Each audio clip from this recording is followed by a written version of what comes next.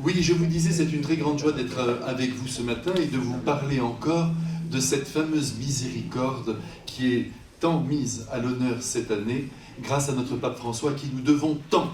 Oui, c'est très important, vous savez, que nous fassions corps avec le pape François. Je le redirai sans doute tout à l'heure au cours de la messe parce que je vais avoir la joie encore de prononcer l'homélie. C'est très important que nous soyons dans une unité très grande avec lui et que nous recevions de lui ce que le Saint-Esprit lui souffle. Il veut que toute l'Église entre dans un mouvement de miséricorde. Et vous savez, la miséricorde, ce n'est pas une réalité qui n'est adaptée qu'à des petits excès de fièvre.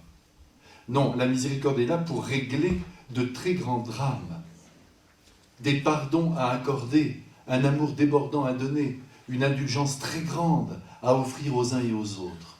Je voudrais vraiment que nous ayons conscience que notre cœur doit devenir miséricordieux, parce que notre Dieu est miséricorde. Vous savez qu'il y a un très beau livre du pape François qui s'appelle « Son nom est miséricorde ». Il faut bien que nous comprenions que la réalité centrale de l'être divin, c'est la miséricorde. C'est le ciel qui me répond. Voilà. Cette fois-ci, nous y sommes et dans quelques instants, bien sûr, quand tout sera réparé, nous retournerons dans l'autre salle. Bon, alors on va peut-être fermer la porte là-bas, comme ça on aura vraiment l'impression d'être dans le cénacle, c'est ce qu'il faut pour aujourd'hui. Oui, je vous disais donc que la miséricorde, c'était vraiment Dieu lui-même, et je vous expliquais comment Saint Dominique lui-même aimait appeler Dieu ma miséricorde. Et ce serait pas mal que cette année nous prenions cette résolution de considérer que la réalité principale qui habite le cœur de Dieu, c'est la miséricorde, cette capacité qu'a notre Seigneur Jésus-Christ, il nous l'a montré parfaitement, de recevoir dans son propre cœur la misère humaine, notre propre misère, mais pour la réduire en poussière, pour la détruire. Et nous, malheureusement, mes frères bien-aimés, il faut bien reconnaître que souvent, nous voyons ce qui ne va pas chez l'autre. D'ailleurs, on ne voit pas ce qui ne va pas chez nous, mais on ne voit pas ce qui ne va pas chez les autres, et on le met en avant, on le stigmatise, on le montre au lieu de le détruire. Ou alors d'être très indifférent à l'égard, mais comprenez-moi, une indifférence divine. Comme Noé, vous vous souvenez, ses enfants ont caché sa nudité. Tandis que nous, très souvent, nous mettons en lumière les fautes des autres. Et c'est là que nous nous égarons. Vous avez besoin, j'ai besoin de la miséricorde de Dieu. Est-ce que vous vous dites parfois, lorsque vous sortez du confessionnal, est-ce que vous vous dites, mais quel bonheur! Dieu m'a tout pardonné et Dieu pardonne toujours tout. Vous êtes d'accord avec moi? Il n'y a rien que Dieu ne puisse pas pardonner. Il est totalement libre. Jésus nous a simplement dit que le péché contre l'Esprit Saint ne sera pas pardonné. Mais ça, c'est son mystère à lui. Et vous savez ce que c'est que ce péché? Eh bien, c'est le moment de l'apprendre. Et vous ne l'avez jamais fait. Et moi non plus. Mais attention, soyons tout de même vigilants. C'est lorsque nous attribuons à Dieu quelque chose qui vient du démon. Ou alors, quand nous attribuons au démon quelque chose qui vient de Dieu. On dit, tiens, ça ne vient pas de Dieu. Qu'est-ce que nous en savons? On ne sait pas. Vous savez que Dieu accorde de grandes permissions à l'homme, parce qu'il le comprend dans les profondeurs de son être, et par conséquent, il se dit, ce petit enfant qui est devant moi, qui n'a pas d'autre possibilité que de vivre de telle ou telle façon, je vais le lui permettre, pour qu'il ne meure pas, pour qu'il ne se suicide pas, pour qu'il soit heureux. Et nous, on a l'impression que cette personne n'est plus dans les clous, ça ne va pas. Elle n'est pas dans la bonne lumière, il faut qu'elle change. Mais Dieu dit, elle ne peut pas changer. C'est tout à fait possible ce que je vous dis là. Elle ne peut pas changer, elle ne peut pas être différente. Par conséquent, je vais lui permettre de vivre dans sa lumière, parce qu'il est mon enfant et que je veux son bien. Tandis que nous, mes frères, nous fonctionnons toujours avec des principes, et il faut que tout le monde marche dans la même route. Et c'est là que nous nous égarons. Mais pourquoi nous nous égarons? Parce que nous ne sommes pas encore suffisamment divinisés.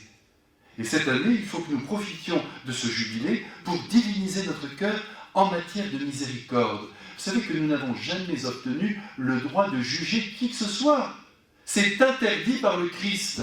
Et je suis heureux quand même de le redire aujourd'hui. Il y a un commandement direct. Ne jugez pas. C'est notre Seigneur qui nous a donné ce commandement. Mais comme notre intelligence est faite pour porter les jugements finalement, pour apprécier les situations, très souvent, au-delà des situations, nous emportons les personnes avec elles. Et là, nous commettons un acte extrêmement grave, parce que nous nous opposons à la volonté de Dieu. Le jugement, c'est Dieu qui le porte sur les êtres, parce que lui seul est capable de descendre suffisamment profondément dans le cœur humain pour reconnaître la responsabilité de chacun. Et vous verrez, quand nous serons au ciel, on a le temps, mais enfin, quand on y sera, on verra que Dieu apprécie les situations d'une toute autre manière que les hommes peuvent le faire. Soyons clairs, d'ailleurs, Isaïe nous avait déjà prévenu 700 ans avant notre Seigneur. Vos pensées ne sont pas mes pensées, dit Dieu. Aussi éloigné le ciel de la terre, vos pensées de mes pensées. Essayons d'entrer dans cette vérité, mes frères bien-aimés. Essayons, par exemple, en quittant le lot, puisqu'ici nous sommes dans la maison de la Sainte Vierge et qu'il y a beaucoup de grâces qui sont accordées, repartons avec le grand désir au cœur de ne juger personne et d'exercer la miséricorde de Dieu comme Dieu l'exerce envers nous. Et je vous le disais tout à l'heure, vous êtes heureux quand vous sortez du confessionnal ou quand vous sentez que tout vous a été pardonné. Alors pourquoi nous ne pardonnons pas aux hommes? C'est sûr que c'est difficile de pardonner, je suis d'accord avec vous. J'ai des amis qui ont été confessés un jour par le pape Jean-Paul II, je peux vous le dire parce que c'est pas moi qui ai reçu leur confession, mais c'est eux qui me l'ont dit. Et lorsqu'ils ont dit tout simplement au Saint-Père qu'ils avaient beaucoup de mal à pardonner à leurs ennemis, car ils avaient des ennemis, le Saint-Père a dit « je vous comprends ». Voilà. Et bien c'est vrai. Moi je vous comprends si vous avez du mal à pardonner, et moi aussi certains jours, quand on vous a blessé très profondément, quand vous avez beaucoup de mal, le premier mouvement de votre cœur consiste, et vous le sentez en vous, à vous rebeller, à vouloir vous venger, à éprouver une certaine haine pour ces personnes. Il ne faut pas rentrer là-dedans, il faut essayer de contrôler le véhicule le plus possible. Ce n'est pas une chose facile, mais il faut essayer. Et si on n'y arrive pas, il faut répéter cette phrase de Jésus, « Pardonne-leur, Seigneur, ils ne savent pas ce qu'ils ont dit, ils ne savent pas ce qu'ils ont fait. » Mais vous implorez le pardon pour eux. Là, vous êtes vraiment frères et sœurs de toute l'humanité. Si vous ne pouvez pas pardonner, prononcez cette parole. Même si c'est très difficile, même un être vraiment qui vous a blessé à mort, qui a pourri votre vie, pardonne-lui. Si vous prononcez ce mot, Jésus vous bénira au jour de votre mort. Et essayez de diminuer cette haine, même si de temps en temps une insulte sort de votre cœur contre telle ou telle personne. Tout de suite après, vous dites à Jésus, je ne le veux pas, mais c'est sorti. Et il comprend. Mais voyez, c'est important qu'il y ait quand même cette démarche de pardon dans votre propre cœur et dans mon propre cœur. Mais comme je vous le disais tout à l'heure, réalisons bien que la miséricorde ne consiste pas simplement à accorder le pardon, mais à déverser notre amour sur toute réalité en les comprenant, en les analysant, mais sans partir uniquement des principes, mais de ce que sont les personnes. Ça, c'est quand même très, très important. Vous le voyez d'ailleurs, c'est ce que vous faites en famille. Non, mais je pense que vous agissez de la sorte. Vous êtes même scandalisé par le choix de votre fils, de votre fille, ce qu'ils font, ce qu'ils ne font pas, ce qu'ils devraient faire. Vous sentez bien qu'il y a quelque chose qui ne va pas. Et ce que vous pensez peut être juste, mais vous voyez que ça ne passe pas.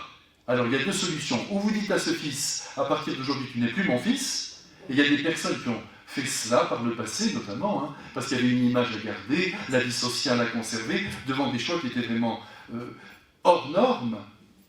Et puis, tout le monde, pardonnez-moi, mais tout le monde a eu sa vie qui est descendue dans des abîmes de misère, de pleurs. Enfin, vraiment, c'était la catastrophe, parce qu'on ne peut pas renier son enfant. Ou alors, vous arrivez lentement, à admettre ce que votre enfant vit. Et si vous l'aimez, vous finissez par le comprendre. Je dis la vérité. C'est comme ça qu'il faut faire d'ailleurs. On a le droit à une petite révolte première, mais après, on comprend par l'intérieur. Et ceux qui n'y parviennent pas, c'est parce que vraiment, ils ont eu une sorte de formatage, même religieux, qui n'est pas dans la lumière de Dieu. C'est comme ça. Donc il faut changer son cœur et se dire, la première vérité que je dois défendre, que je dois vivre et que je dois transmettre, c'est la vérité de l'amour. Donc, de la compréhension de l'autre. Jésus l'a dit, aimer, c'est faire la volonté de l'autre. On aime Dieu, on fait la volonté de Dieu. On aime les autres, on fait leur volonté. Toute la journée, vous êtes là en train de faire la volonté de l'autre. Ah, c'est crucifiant. Et ça demande un grand dépassement de soi. Mais c'est ce que Jésus attend de chacun d'entre nous. Vous voyez, cette miséricorde, c'est un mouvement très profond de tout notre être qui est de l'ordre de la compréhension des autres. Alors vous allez dire, oui, mais attention, si on comprend, tout va tomber. C'est toujours pareil. On déstabilise le système. Mais je vous rappelle qu'au-delà du système, il y a des personnes individuelles qu'il faut recevoir dans son cœur et aimer. Le bien personnel, oui, le bien commun, mais attention, au nom du bien commun, on peut faire n'importe quoi. On peut même tuer des personnes au nom du bien commun. Il faut défendre d'abord le bien individuel, le bien de la personne. Et puis après, nous verrons comment tout ça s'établit sur le plan social.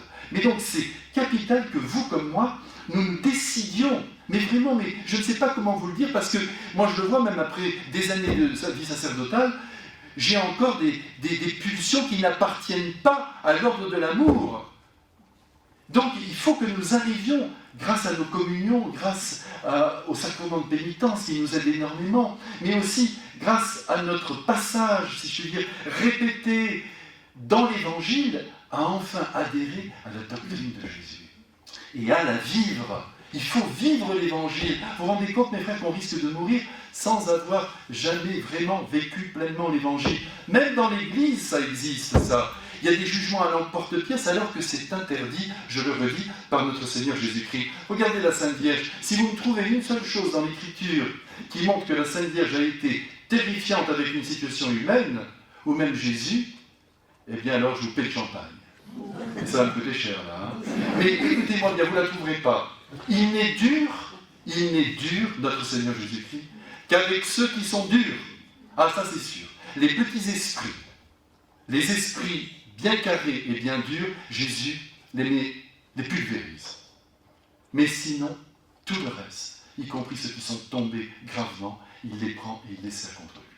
Ça, c'est la miséricorde de Jésus. Et je voudrais vraiment, mais je vous en supplie, que enfin, au cours de ce jubilé, parce que quand même il avance, nous sommes déjà au mois de mai, et c'est le mois de notre mère, donc là il y a beaucoup de grâce, il faut que nous entrions dans ce mouvement, et qu'à chaque fois que vous entendez quelqu'un qui dit du mal de quelqu'un d'autre, chut, même si ça vous plaît d'écouter tout ça, silence.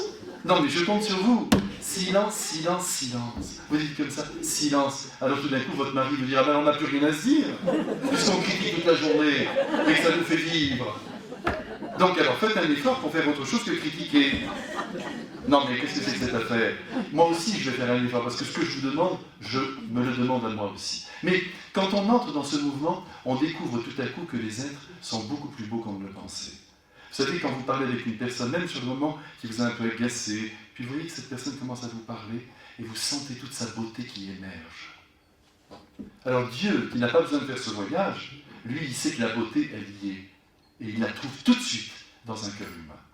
Donc regardez, quelle que soit votre vie, quelles que soient vos déceptions, même à l'égard de vos enfants, de vos petits-enfants, ce qu'ils font, ce qu'ils ne font pas, ce qu'ils auraient dû faire, vous arrêtez. Vous dites, Dieu les aime. Il les a voulus sur la terre, il les a fait rentrer dans l'histoire, il les veut pour la vie éternelle, il les aime plus que moi, et il les aime comme ils sont. Ça c'est important. Ça ne veut pas dire qu'il ne va pas y avoir des progrès, mais il y a des situations qui ne peuvent pas progresser. C'est comme ça. Il faut les accueillir, les recevoir dans le cœur, et cesser de catégoriser les personnes. Voilà. On prend une personne humaine, cette personne n'est pas meilleure, n'est pas pire que moi. Apparemment, elle a des agissements qui ne seraient pas dans la bonne lumière, ça ne me regarde pas. Ça regarde le cœur de Dieu. Si vous vivez dans cette belle lumière, d'abord vous serez heureux et vous allez ramasser une quantité de beauté autour de vous. Vous allez être étonné de la densité des êtres. Mais soyez même heureux de rencontrer des êtres différents de vous. C'est une grande joie. Même des gens qui ont d'autres parcours. Qu'est-ce que ça peut faire ? Par exemple, je pense, je la cite parce que je pense à cette femme, il y a des tas d'êtres, vous savez, sur la Terre, qui ont été merveilleux mais qui n'ont pas eu des vies. Hein. Par exemple, Louise de Villemorin. Oh, c'était l'éducation même, vous savez, elle était très proche d'André Malraux, ils s'aimaient beaucoup, ils ont vécu ensemble d'ailleurs. Et alors quand on lui parlait du mariage, parce qu'elle n'était pas mariée, elle disait le mariage, mais je crois qu'il n'y a plus que les prêtres pour y penser. Elle disait comme ça. Mais en même temps, elle a apporté beaucoup de choses à tous ses amis, à tous ceux qui étaient autour d'elle. Cessons de regarder les êtres uniquement dans un jugement moral. Il y a des êtres qui apportent beaucoup de choses. Tout d'un coup, vous découvrez qu'un professeur, un chercheur, un être qui est là et qui donne beaucoup, vous découvrez soudainement que cette personne n'est pas dans une vie morale apparemment aboutie. Mais elle donne beaucoup dans d'autres domaines. Et c'est comme ça que Jésus nous regarde. Il dit, c'est vrai que là, ce n'est pas au point, mais là, c'est très au point. Et tu dépasses là celui qui était très au point de l'autre côté. C'est comme ça qu'il faut faire. Il faut toujours se dire que les êtres qui sont devant nous, d'ailleurs, comme le dit saint Paul, sont supérieurs à nous sous un angle qu'on ne connaît pas. Quand vous avez ce regard, toute l'humanité devient une humanité positive. Alors ça ne veut pas dire qu'on ne va pas dire ce qu'on pense. On va pouvoir dire, mais d'une manière peut-être pédagogique, à un enfant, à 14 ans, à 15 ans, à 16 ans, à 18 ans, on a le droit de parler. Il faut parler. Dire, tu sais, il me semble que, moi je vois ainsi. Mais une fois que les choses sont faites et qu'elles ne sont pas dépassables, eh bien vous recevez dans votre cœur cette grande réalité, vous faites confiance à Dieu, qui encore une fois aime vos enfants plus que vous ne les aimez. Et il faut le faire. Mais il les aime d'une manière très profonde. Et croyez-moi, je sais que vous me faites confiance, qu'avant la mort de chacun, Dieu s'arrange pour que chacun avance, progresse, modifie quelque chose de sa vie, pose un acte d'amour. Je vous le garantis, parce qu'il suffit d'un acte d'amour pour être sauvé, je vous le rappelle, le fameux verre d'eau dont parle Jésus dans l'Évangile. Celui qui aura donné un verre d'eau à quelqu'un parce qu'il est mon disciple, touchera sa récompense. Alors c'est bien, il ne va pas en enfer. D'abord, on n'y va pas facilement en enfer. Il faut arrêter avec tout ça. Oui, l'enfer existe, nous sommes d'accord, mais Jésus est venu sur la terre pour que personne n'y entre. Voilà ce qu'il faut se dire. Son sang a coulé, vous l'entendez aujourd'hui, encore dans saint Paul, son sang a coulé sur la multitude pour sauver cette multitude. Donc, faisons bien attention, ne mettons pas trop vite les gens en enfer. Moi, j'espère de tout cœur qu'il n'y a personne. Ça me ferait tellement de peine de savoir que quelqu'un va souffrir éternellement. Et si c'est moi en plus, oh là là. Non mais vous comprenez, hein, j'ai tellement peur des brûlures, alors avec toute cette chaleur. Alors donc vous comprenez, donc moi, je souhaite de tout cœur qu'il n'y ait personne. Et vous, votre prière, ça doit être ça. Vous savez qu'un jour Marthe Robin, elle disait, allez, je vais vider le purgatoire, avec ma souffrance, avec mes efforts, avec le don de ma vie. C'est comme ça que nous devons vivre, mes frères bien-aimés. Au lieu d'être là et de dire celui-là ne va pas, il va sombrer, vous allez voir, il n'est pas dans la bonne lumière. On accable. Il faut soulever. Ça vous plaît ce que je vous dis ? Ça va. Alors. Tant mieux. Non, je suis content parce qu'il faut que ça touche votre cœur, il faut que vous sentiez que ça touche vos entrailles de mère et de père. Et je voulais vous dire une chose, même si vous n'avez pas eu d'enfant, vous avez des entrailles de mère et de père. C'est pas parce qu'on n'a pas d'enfant, ça ne veut rien dire ça. C'est dans l'être même de la femme et dans l'être même de l'homme que d'engendrer. Donc même si vous n'en avez pas, eh bien dites-vous que vous devez respirer comme un père et comme une mère. Père de l'humanité, mère de l'humanité. Il y a un très grand rabbin qui disait toujours « Nous sommes responsables du monde entier ». Ça va loin ça, hein ? Alors attention, si quelqu'un se perd, nous sommes responsables. Et se perdre, c'est quoi ? C'est vivre en dehors des chemins du bien. On annonce l'évangile aux êtres qui sont autour de nous. On parle de Jésus. Pourquoi ? Pas simplement pour sauver l'âme. Je vous dis, cette âme, elle a été sauvée déjà dans le sang du Christ. Il faut bien sûr qu'elle pénètre dans ce mouvement, mais si vous voulez, comme je vous le disais, ça n'est pas difficile. Mais nous voulons assurer le bonheur sur la terre aux hommes, et pour assurer ce bonheur, il faut entendre la sagesse de l'Évangile. Sortir de nos haines, vouloir travailler pour le bonheur des autres, voyez ? Et c'est ça qui construit la personne et qui la rend heureuse. Quand on suit le Christ, on travaille au bonheur concret de l'homme, bien au-delà de la vie éternelle. Parce que ensuite, ce bonheur concret de l'homme, cet être qui va s'unir à Jésus, au moment de sa mort, c'est une seconde la mort, hein, je vous le rappelle, une seconde, tac, il passe, il continue son chemin dans la même lumière. Il était bon sur la terre, il continue d'être bon. Il était opposé à Dieu, apparemment, donc là, il y a un petit problème. Ben, au moment de la mort, Jésus comprend pourquoi il était opposé. C'est son secret, c'est pas à nous de juger. Et puis peut-être qu'il était pas si opposé que cela, on ne le sait pas. Mais imaginons qu'il ne soit pas assez près, qu'il rentre dans un monde qui n'est pas du tout le sien, vous voyez, tac, on vous fait passer dans la pièce à côté, mais c'est un autre décor. Et bien à ce moment-là, Jésus, il nous l'a dit, il purifiera cette âme, l'âme de son petit enfant, pour que son petit enfant puisse le voir dans la lumière et vivre de lui éternellement. Alors tout à l'heure, quand nous serons à la messe, je compte sur vous pour dire à Jésus, je veux maintenant être infiniment miséricordieux, c'est-à-dire t'obéir en te ressemblant, et en même temps, je veux que l'enfer soit vide. S'il entend ça aujourd'hui là-haut, il y a une acclamation chez les anges. Ouais, parce que c'est ce qu'ils veulent. Ils veulent que personne ne se perde. Quand Jésus, par exemple, vous savez, dans le jugement dernier, montre les chèvres et les boucs. Les chèvres à gauche, très bien. Ceux qui vont au ciel à droite, c'est pas du tout électoral, hein, mais ceux à gauche, à droite, hein, vous voyez le truc, hein. Jésus raconte tout ça pour que ça ne se produise pas. Il ne le raconte pas en disant « Regardez ce qui va se passer ». Il dit surtout que, voilà, si vous négligez vos frères, si vous ne faites pas preuve de charité, voilà ce que vous risquez. Il nous met une petite... vous voyez, il nous titille. Mais il ne dit pas « Voilà ce qui va se passer. Venez les bénis de mon Père ». Mais non, c'est tout à fait pédagogique. Il veut qu'on adhère pour être avec les bénis du Père. Et comme vous l'aurez remarqué, au jugement dernier, il n'est même pas question de la foi.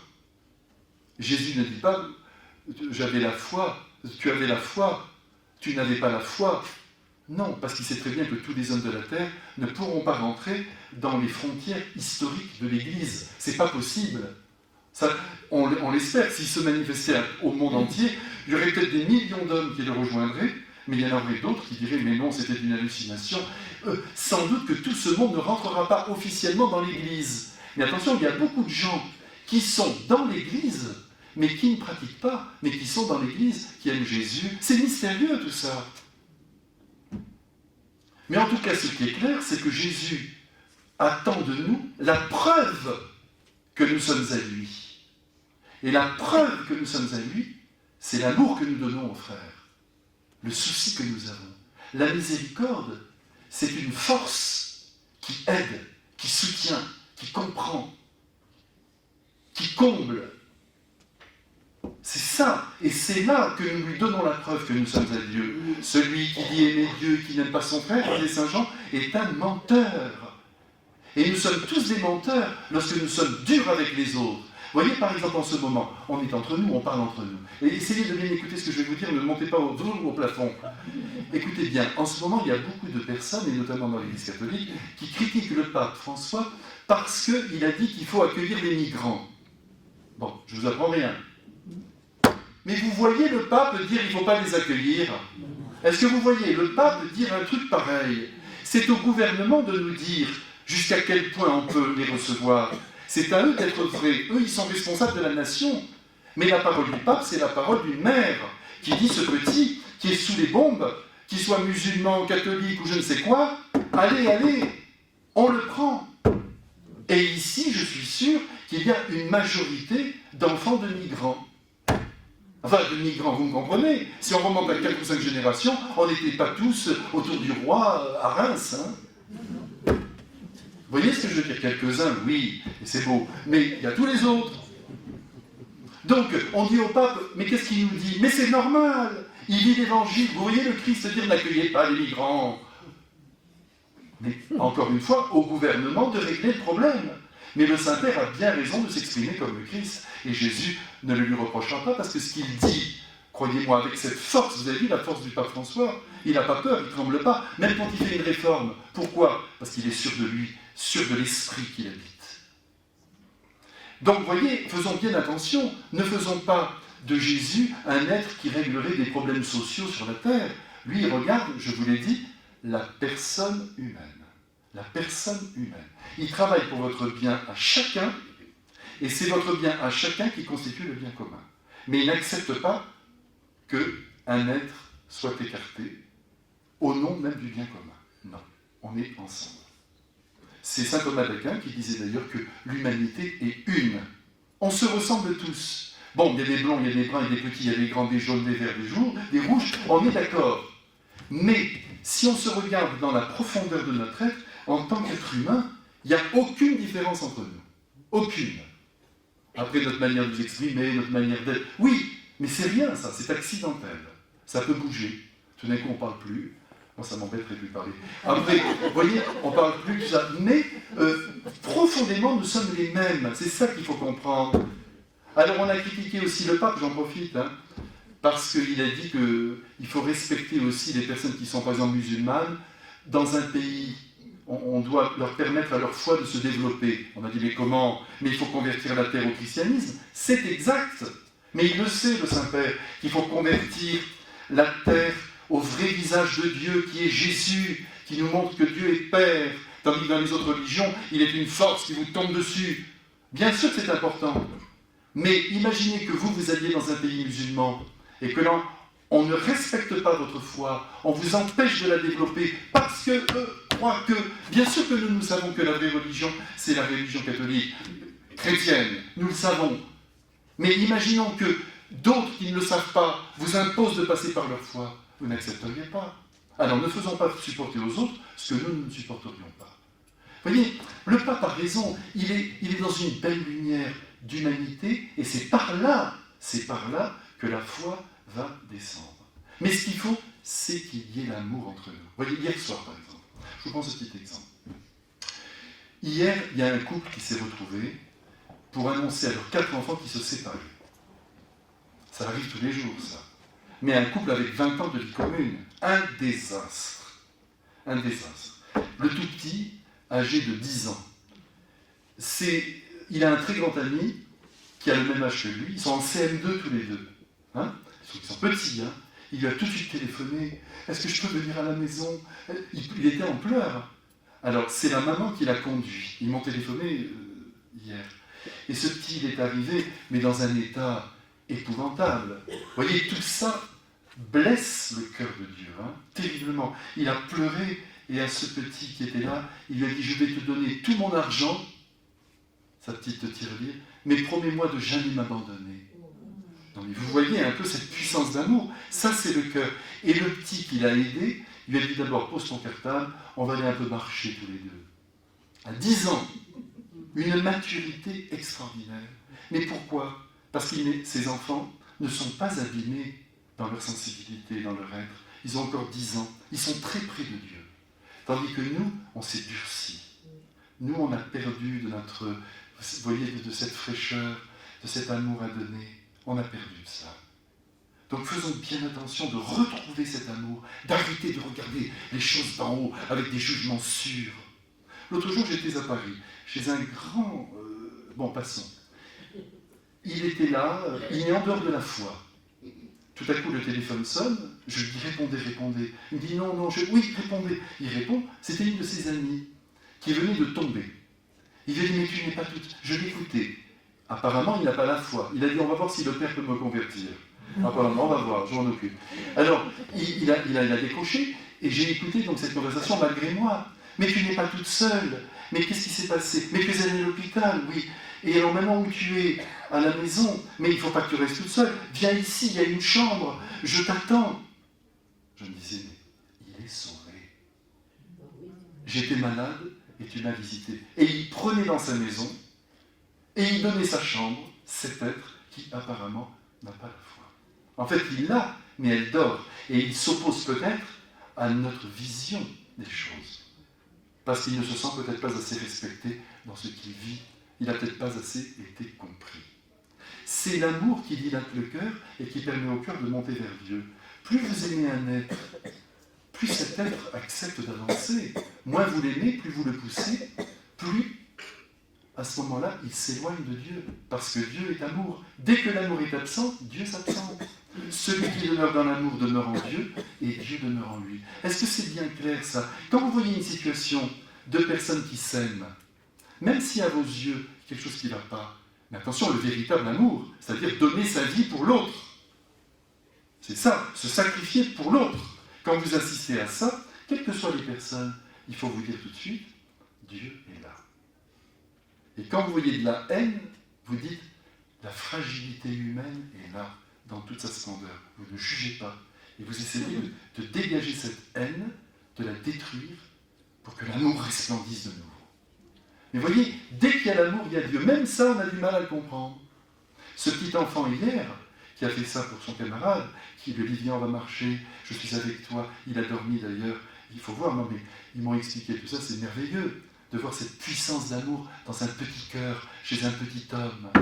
Nous, on est incapables, même quelquefois, quelqu'un souffre, oui, priez. Hein, allez, il faut prier, je vais prier, prions encore. Le Seigneur, prions.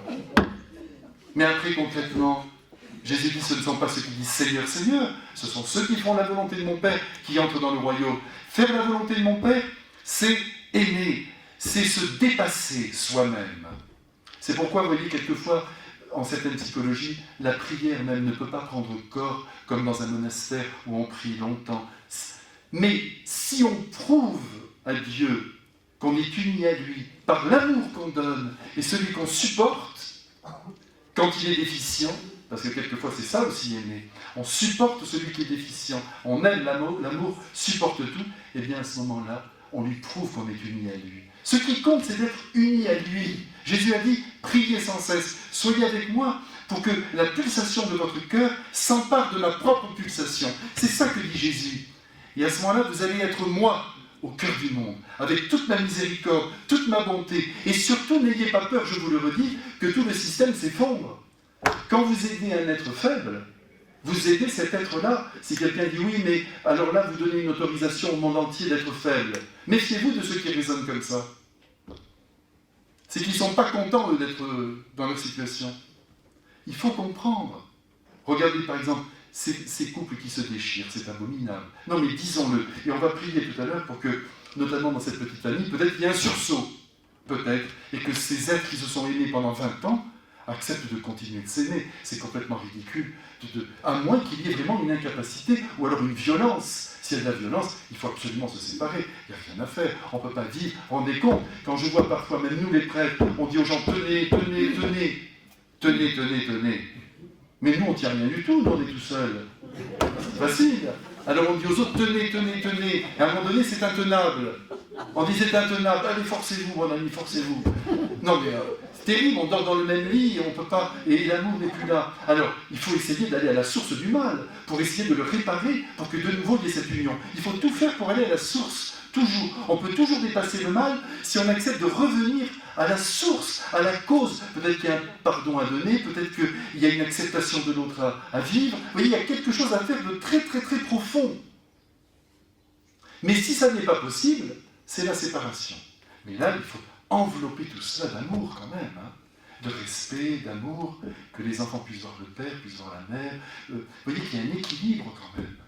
Il faut toujours faire attention que l'amour, même s'il est blessé et même détruit, ça paraît paradoxal, triomphe encore. Il faut essayer. Vous voyez, même vos enfants qui ont divorcé, je suis sûr qu'il y en a parmi vous, eh bien, dites à votre gendre, continuez de l'aimer, votre gendre, même s'il a été épouvantable, à votre fille, à votre fils, dites-lui, et alors les enfants, vous les voyez, les enfants, tout va bien. Voyez, vous essayez toujours d'infuser de l'amour. Toujours, toujours, toujours, même si c'est difficile. Et les grands-parents, par exemple, ont un pouvoir très grand. Ils ont l'impression d'avoir aucun pouvoir. Mais c'est un pouvoir d'amour. Ce n'est pas un pouvoir décisionnel, un pouvoir d'autorité. Mais c'est un pouvoir vraiment d'amour. C'est-à-dire il faut qu'on voit dans vos yeux une réalité, c'est-à-dire la réalité de Dieu, qui rassure, qui comprend. Vous voyez ? Et à ce moment-là, le petit-fils, la petite-fille, l'enfant est rassuré. Je sens cet amour qui jaillit de mon grand-père, de ma grand-mère. Ça, c'est important. Ça, c'est la miséricorde de Dieu. Essayez vraiment de vous dire, mais vous êtes détenteur d'un très grand pouvoir. Votre pouvoir, c'est un pouvoir d'amour. Dites-vous ça. Tous. Comme le prêtre, c'est pareil. Il a été mis sur la terre pour aimer, pour semer de l'amour et de la joie. Et c'est cet amour qui procure un bien à l'âme qui, en se libérant, découvre la foi. La source de l'amour. Jésus, si vous voulez, un jour, non mais, on est en famille, on se dit les choses très simplement. Il était sur le lac de Tibériade, il aidait les uns les autres. C'est comme ça la vie de Jésus. Il marchait, il y avait des pauvres, il les guérissait. Il y avait des gens qui n'avaient pas mangé, il leur donnait de quoi manger. Des pêcheurs qui n'avaient rien pris, il leur donne de puiser du poisson en abondance. Et il avance comme ça, en faisant le bien, dit Saint Pierre. C'est la plus belle définition de Jésus. Il a traversé le monde en faisant le bien. Il fait le bien partout. Et à la fin, il dit, allez maintenant, mes enfants, allez dans le monde, faites le bien, baptisez-les, plongez-les dans ce que je suis, plongez-les dans ma vie, je les sauve, je les veux tous dans la vie éternelle. Allez, tout ça, c'est simple. Hein.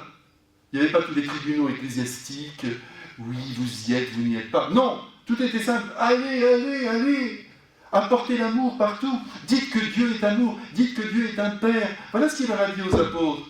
Et là, évidemment, comme ils ont complètement adhéré, ils ont eu le pouvoir de faire des miracles, d'apporter tout l'amour de Dieu. Et ils n'existaient plus. Ils avaient épousé la cause du Christ, comme vous allez l'épouser. Alors, vous voyez, c'est aller beaucoup plus loin que de dire « j'ai la foi, je pratique ». Oui, d'accord, mais alors oui, pratique. Soyons pratiques. Aimons vraiment.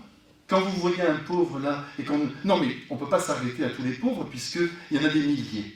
De plus en plus. D'ailleurs, si vous voyez même dans Paris, c'est impressionnant de voir le nombre de pauvres dans la rue qui sont là. Pas que des migrants d'ailleurs, mais vraiment des pauvres qui arrivent pas. Un jour, j'ai demandé à l'un d'entre eux, j'ai dit, mais qu'est-ce qui vous arrive? Il m'a dit, vous n'êtes jamais descendu au rez-de-chaussée en ascenseur. Moi, je suis descendu au sous-sol et je n'ai pas pu remonter. Dès que vous n'avez plus votre salaire mensuel, dès que tout d'un coup on vous met dehors de votre maison parce que c'est fini. Si vous n'avez pas d'amis, si vous êtes tout seul au monde, ça y est, vous descendez.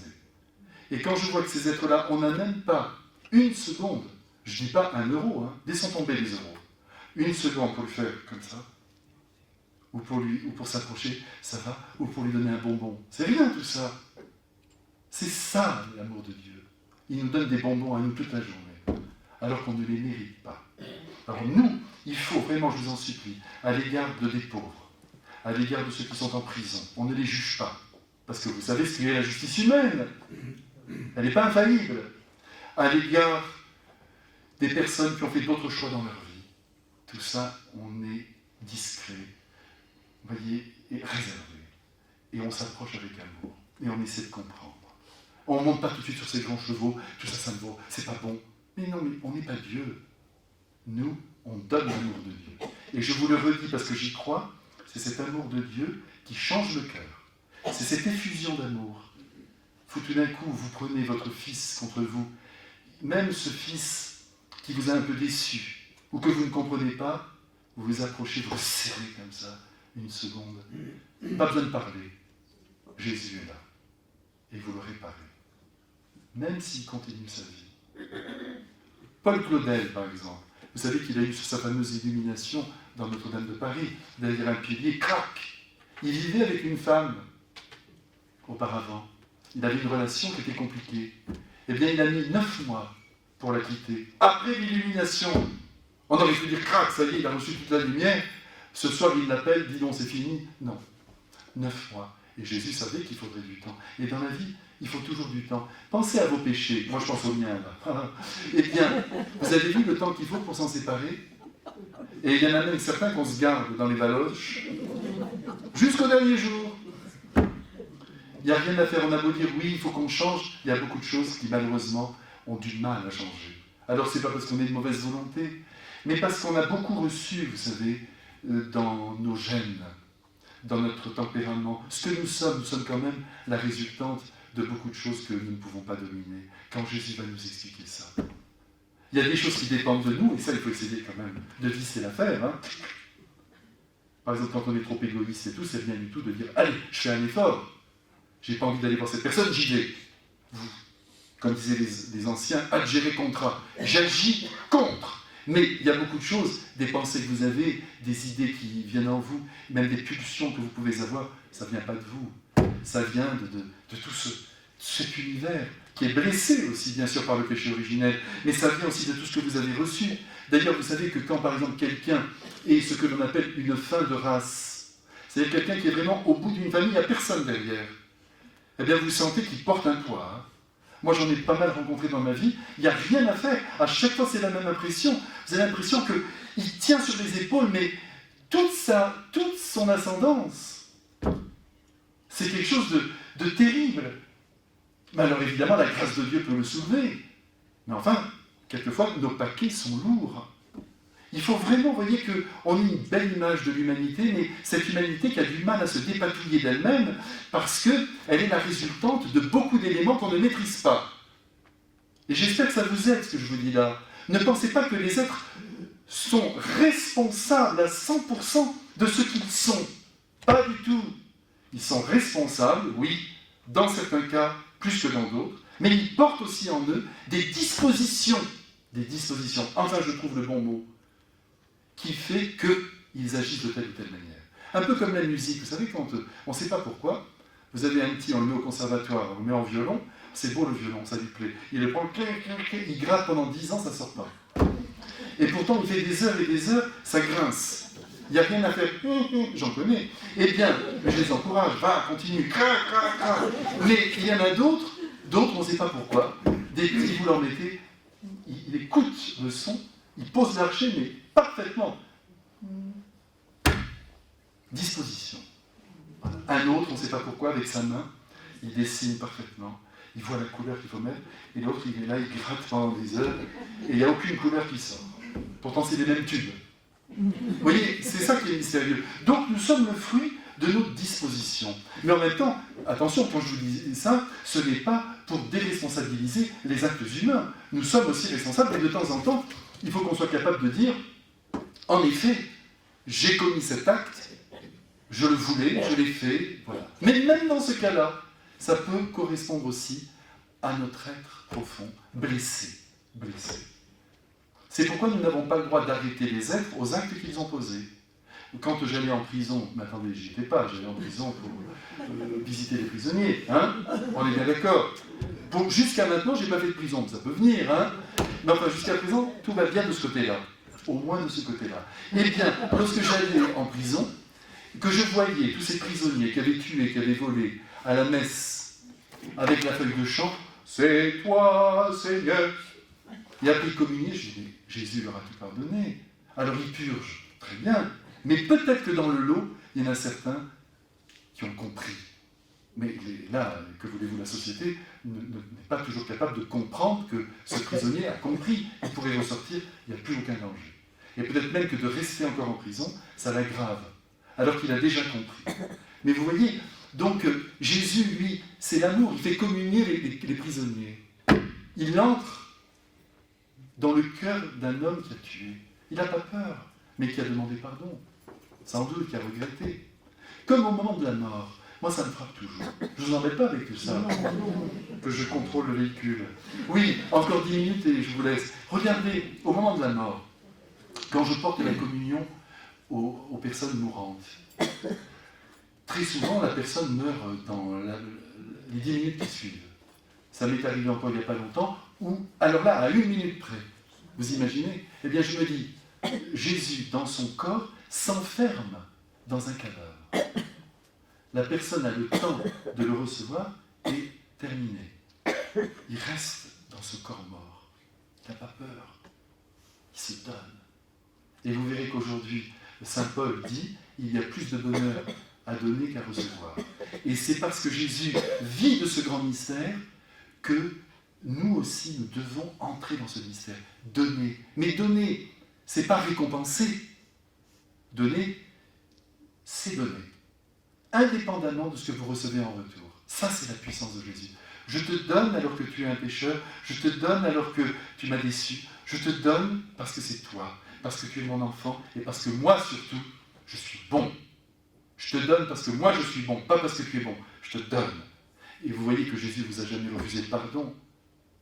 Et alors, en ce moment, le Saint-Père est en train de dire, Jésus veut se donner au monde. Laissez-le se donner au monde. Laissez-le se donner. Il y a des personnes qui sont là pour dire, non, pas dans ce cas. Jésus dit, allez.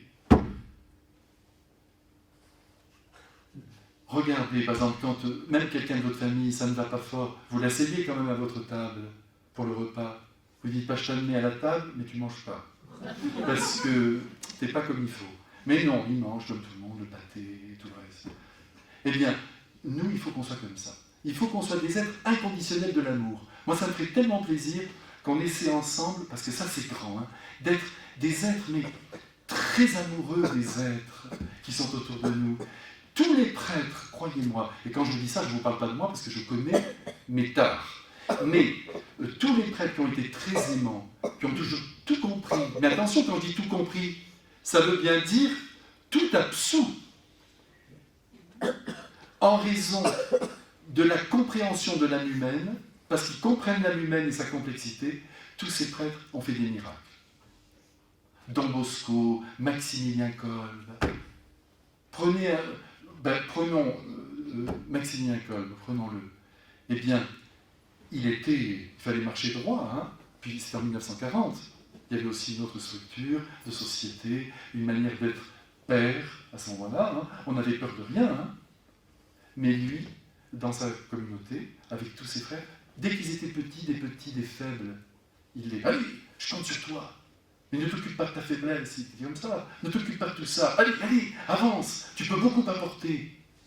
Vous savez qu'il avait un grand journal, donc il fallait qu'il y ait aussi des journalistes pour rédiger des journaux, un journal quotidien et puis une revue mensuelle. Il fallait quand même qu'il y ait des journalistes. Et il y avait des garçons qui venaient offrir leur vie. Certains même étaient polytechniciens. Ils se pointaient et quand ils arrivaient devant lui, je suis polytechnicien. Ah bon? Il disait, mais est-ce que tu es prêt à te consacrer à l'Immaculée totalement, à faire tout ce qu'on te dira? Oui, comme je suis polytechnicien, repars. Avec beaucoup d'amour, mais repars. C'est pas ça, la foi. C'est pas ça, l'évangile. Et le tout petit qui était là, de la campagne, il savait même pas lire. Tu veux te consacrer à Marie? Oui, viens, tu te donnes. Et alors, comme il avait qui buvait un peu, hein, et bien même là, il buvait l'eau de vie, hein, en Pologne. Hein. En Pologne, ça y va, hein, ça carbure, hein, vous mettez une allumette. Eh bien, qu'est-ce qu'il faisait? Il pouvait dire comment tu bois, je ne peux pas te prendre comme frère si tu bois. Non, il le prenait et il disait, écoute, moi je vais te promettre quelque chose de très grand. Est-ce que tu veux vraiment aider l'Immaculée? Est-ce que tu veux vraiment aider la Sainte Vierge? Alors, tout l'argent que tu mets pour acheter l'eau de vie, eh bien, on va le donner à Marie. Et moi, je te promets de prier, mais écris sur un petit papier que tu n'acceptes plus de boire. Et moi, je vais le mettre sous la statue de Marie. Et tout ça, tu vas être un grand bienfaiteur, parce que la Sainte Vierge t'aime beaucoup. Et il l'obtenait. Pourtant, pour les arrêter, il faut le faire. Hein.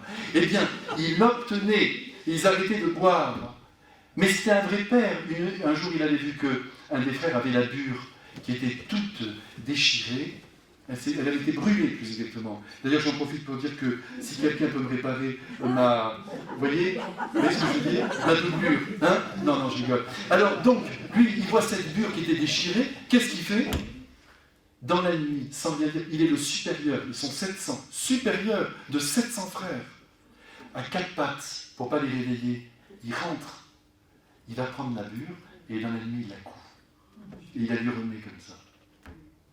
Voilà l'amour. Après, on peut dire, je fais des prières toute la journée. Ah, il priait, hein. Mais à côté de ça, il montrait qu'il priait. Il montrait qu'il avait adhéré pleinement à ce que le Christ lui demandait. Et ce que Jésus nous demande, c'est cet amour démesuré, cet amour excessif, cet amour débordant, cet amour infini. Non mais, est-ce que c'est rentré dans la tête? Ça ne suffit pas. Dans le cœur, il faut qu'on se dise, je ne suis qu'un feu d'amour pour tout le monde. Mais encore une fois, ça ne veut pas dire qu'on entre dans le monde de la guimauve ou de la barbe à papa. Pas du tout, on est là, c'est pas du tout doucereux, sucré, pas du tout. C'est très fort l'amour, c'est une force, c'est une puissance, c'est un élan, c'est pas oui, non. Mais si vous voulez, tout de suite on sent cette force qui se donne. Et qui quelquefois va devoir corriger. Mais encore une fois, pour que cet amour soit vraiment donné, pour que cette correction soit utile, il faut qu'on sente cet amour.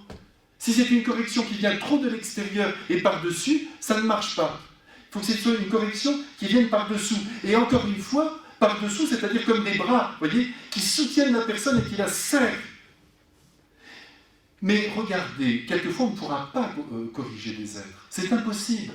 Parce qu'encore une fois, ils ne peuvent pas changer. Mais on continue de les aimer. On prie pour eux, on leur donne beaucoup d'amour. Quand Don Bosco passait par exemple dans les chemins quand il était enfant, Jean Bosco, qui avait 10 ou 12 ans, et il voyait en face de lui des prêtres qui passaient. Il était avec sa mère. Sa mère est une femme extraordinaire, Marguerite. Illettrée, mais il faut voir, hein, sauf ses prières, et en même temps, beaucoup de courage. Hein. Le champ, la vache, elle avait 5 bouches. Ils étaient 5 hein, à nourrir, elle était toute seule. C'était pas facile. Eh bien, ils passaient dans la rue et les prêtres venaient en face, bien en soutane, avec leur chapeau romain. Et quand ils croisaient Marguerite Yoquina, la maman, et puis Jean Bosco, l'un des plus grands saints de l'histoire, mais ses cocos ne le reconnaissaient pas, eh bien, au moment où ils passaient, ils ne les saluaient même pas. Parce que c'était des pauvres. Quand je dis ça, je me mets dans le lot, quelquefois on ne salue pas des personnes, je ne vais pas les critiquer. Hein. Mais en attendant, Don Bosco, le petit Jean, qui avait 10-12 ans, il se tournait vers sa mère, il disait « Moi, quand je serai prêtre, je ne ferai pas comme ça. » Elle dit « Ne les juge pas.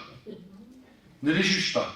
Eh bien, sa vengeance, c'est qu'en effet, il n'a repris personne, mais il a fait tout le contraire.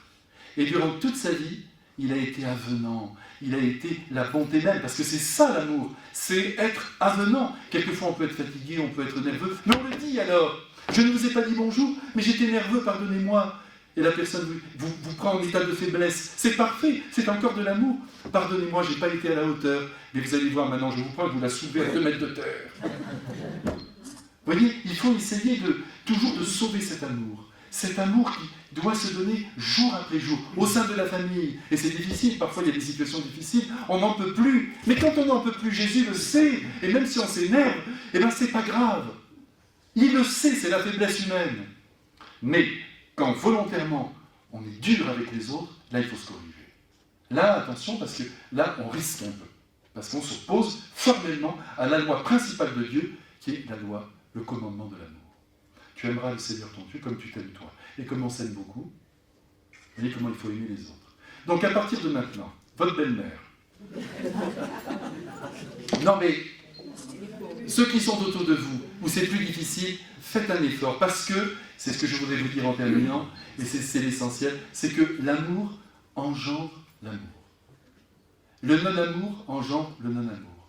Plus vous aimez, plus l'amour descend dans cette personne, même si sur le moment, elle ne vous le rend pas. Elle vous donne l'impression, même quelquefois, il y a des êtres... Non, elle a été sensible, parce que tout être humain est fabriqué pour l'amour. Même si cette personne vous pique encore, si votre amour a été suffisamment démesuré, suffisamment miséricordieux, ça se voit dans vos yeux, dans vos paroles, dans votre manière d'être et dans votre générosité. Cette personne, même si elle vous laisse penser qu'elle n'est pas touchée, quand elle rentre chez elle, elle se dit, c'est quand même incroyable. Quel amour. Et elle cherchera la source de cet amour. Ce qu'il faut, c'est que le lendemain, quand elle revient chez vous, il faut continuer. Il faut y aller. Il ne faut pas arrêter ce mouvement. Et c'est ce mouvement-là qui sauve le monde. Jésus est venu sur la terre pour dire que Dieu est amour. Il est venu sur la terre pour que l'amour rayonne. Et c'est nous, les chrétiens, qui avons la responsabilité sur toute la terre de dire que le visage de Dieu est un visage de miséricorde et d'amour, mais ils ne pourront le comprendre qu'à condition que nous soyons miséricordieux et plein d'amour. Pourquoi Dieu n'apparaît pas ? Parce qu'il faut que ce soit nous qui le fassions apparaître. C'est nous qui le faisons apparaître par la puissance et la démesure de notre amour. Tout est dit. À bientôt.